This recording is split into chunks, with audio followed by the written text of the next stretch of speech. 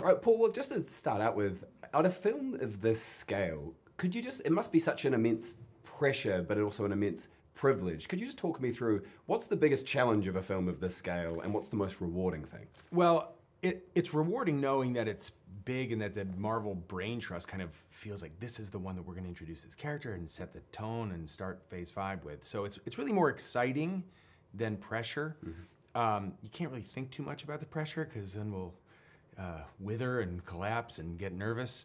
But they're very good at kind of making us feel as if we're in good hands, and their track record is pretty good. So the challenge is, I think with certainly Quantumania, so much of it is going to be with the effects of the world that we're in. So to kind of act against like blue screens and look at tape marks and imagine like, oh, okay, this is when this giant alien building is gonna fly. Like, huh? And so to try and figure out what that would be and how you would really react to something like that is a bit challenging. What was your most surreal moment on set? Are you kind of immune to surprise at this point? Or was there any moment where you looked around and you were like, this can't be my job? Oh, I feel that all the time. I think the most surreal, even though I have now worked with Michael Douglas and Michelle Pfeiffer several times, I think more than anything, it's being in a scene with them, because it's impossible to, I mean, even if you're filming and you're in the scene, to like look at Michael Douglas and then think, oh my God, Wall Street.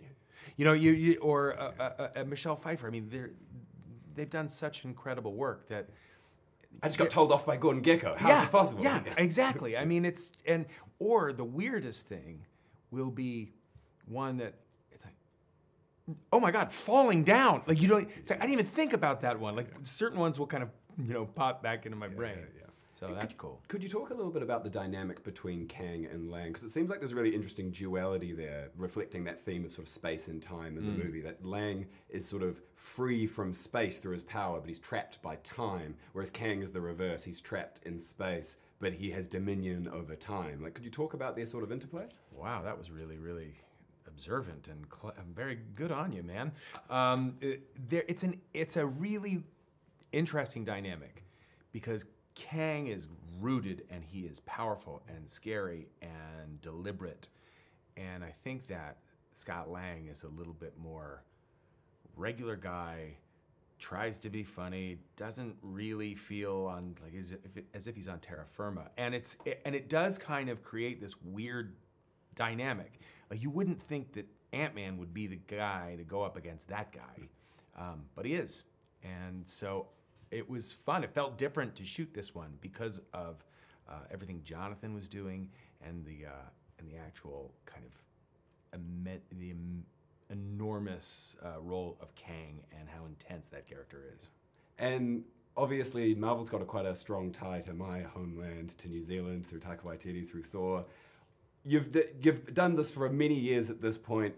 We can't give spoilers away, but let's say we do get the blessing of an Ant-Man 4. I think you've earned a break. I think Scott's earned a break.